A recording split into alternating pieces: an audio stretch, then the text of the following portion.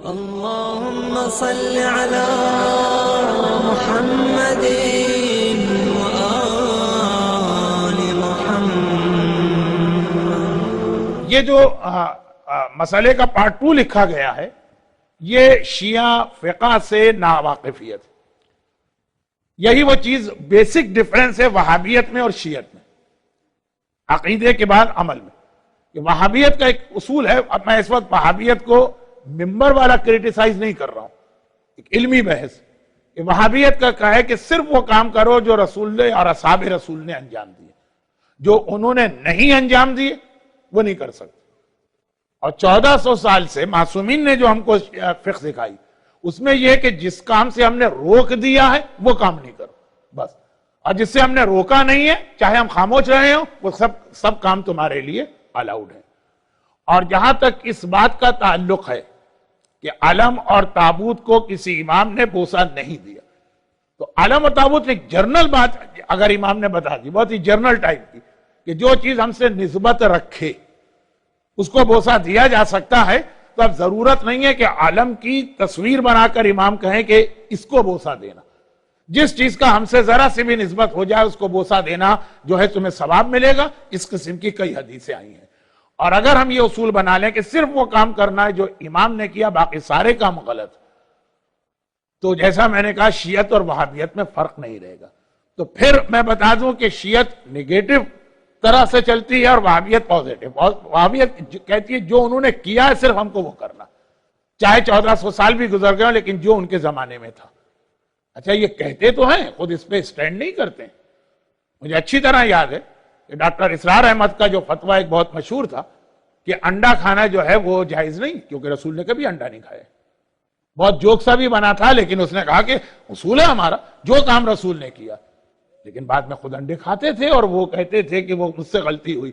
یا یہ کہ جتنے وہابی حضرات ہیں وہ یہ کہتے تھے کہ جلوس نکالنا حرام ہے کیونکہ رسول اور اصحاب رسول نے جلوس نہیں نکالے۔ آج سب لوگ جلوس نکالتے ہیں جو ان کے اپنے پولیٹیکل ہوتے ہیں، اور وہ یہ کہتے ہیں، یہ ابھی آج میں انٹرنیٹ پہ پڑھ رہا تھا، حافظ سعید لشکر طیبہ والا، انتہائی دشمن اہل بیت اور دشمن شیعہ، کہ اب ہمیں پتا چلا کہ ان چیزوں کے بہت سارے بینیفٹ ہیں، تو پہلے میں ان کو حرام کہتا تھا لیکن اب میں انکریج کر رہا ہوں۔ پہلے ان کا فتویٰ تھا کہ وہ ٹی وی کے اوپر آنا حرام ہے مرد کے لیے بھی کیونکہ وہ تصویر ہے اور تصویر حرام ہے۔ تو بڑی مشکل سے ایک انٹرویو دیا تھا انہوں نے ٹی وی پہ، لیکن شرط لگائی تھی کہ میں نقاب پہن کے انٹرویو دوں گا کیونکہ تصویر ہے۔ اب وہ ان کا اپنا چینل چل رہا، ہر وقت بیٹھے رہتے ہیں حضرت۔ پوچھا گیا یہ کیوں؟ کہا کہ اس کے بینیفٹ اب ہم کو پتا چلے۔ اور یہ ابھی میں آج ہی انٹرنیٹ پہ امت نیوز پیپر میں ان کا انٹرویو پڑھ رہا تھا۔ تو خلاصہ یہ ہے کہ ہمیں جو بینیفٹ والی چیزیں ہیں آلریڈی، ہمارے یہاں اس کو ختم کرنے کی کوشش کی جا رہی، اور جو ہمارے دشمن جو پہلے ہماری ضد اور نفرت میں ان کو حرام کہتے تھے، اب وہ جو اس کے بینیفٹ کہہ رہے ہیں وہ اس کو اپنی کمیونٹی میں اپنے فقہ میں لا رہے ہیں۔ اور آلریڈی جو ہم کو انسٹیٹیوشن بنائے ملے، ہمیں نہیں پتا، جیسے ہم نے کہا کہ ہمارا ویژن بہت چھوٹا، ہمیں نہیں پتا کہ اس علم کا، اس تابوت کا شیعت کو کتنا فائدہ پہنچ چکا ہے اور کتنا فائدہ پہنچے گا۔ اور اسی لیے ہمارے ہاں فائنل اتھارٹی یہ نہیں ہوتا کہ امام نے کیا کیا اور کیا نہیں کیا، ہماری کتنی نالج۔ اتنی بڑی بات لوگ کہہ دیتے ہیں، کیا اس نے وہ 100,000 حدیثیں دیکھی؟ مرجع نے دیکھی ہے، اس لیے ہم ان سے پوچھتے ہیں۔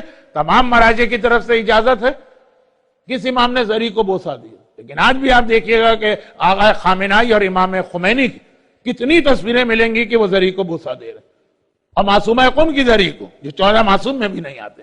تو بعض لوگ لمیٹڈ نالج کی وجہ سے بڑی لمبی جمپ لگاتے ہیں اور نقصان اٹھاتے ہیں۔ اسی لیے ایک سٹینڈرڈ رکھا گیا کہ اگر تمہارا ہیلتھ کا پرابلم ہے تو ڈاکٹر سے پوچھو، اور لا کا پرابلم ہے تو لائر سے پوچھو، اور دین کا مسئلہ ہے تو اس عالم سے پوچھو۔ اور ہم ہر عالم نہیں، میں بھی نہیں بتا سکتا آپ کو، اگر میں کسی بات کے بارے میں کہوں یہ میرا اوپینین ہے، آپ عمل نہیں کر سکتے جب تک کہ یہ پتہ نہ چلے کہ مرجع نے کہا ہے۔ تو علم اور تابوت کے جرنلائز اصول معصومین نے دیے ہیں کہ جو چیزیں ہم سے نسبت رکھتی ہیں ان کا احترام کرو، ان کو بوسہ دو، اللہ تمہیں ثواب دے گا۔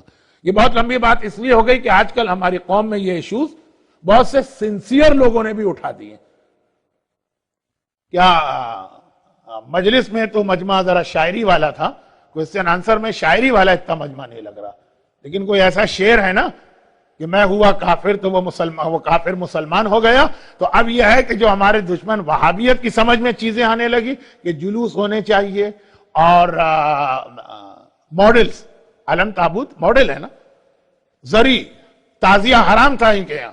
اب آپ جائیے مکے مدینے میں سب سے زیادہ خانہ کعبہ اور مسجد نبوی کے ماڈل ایز اے سووینئر وہ بیچتے ہیں. اس میں اور تعزیہ میں کوئی فرق نہیں. جو پہلے اتنا بڑا حرام تھا کہ تعزیہ دیکھنے سے نکاح ٹوٹ جاتے تھے، شوہر بیوی پر، بیوی شوہر پہ حرام ہوتا تھا. آج ہر سال حج کے موقع پر مینا کے میدان جب کنگ صاحب ایک رائل دعوت دیتے ہیں تمام دنیا کے اسلامک ایمبیسڈر کو، ہر ایک کو وہ ایک شبیہ پیش کرتے ہیں روضہ رسول کی. جو کل تک ہم کرتے تھے تو حرام تھا. کیوں؟ اس کے بینیفٹ ان کی سمجھ میں آئے. تو یہ میری اپنے نوجوانوں سے ریکویسٹ ہے جو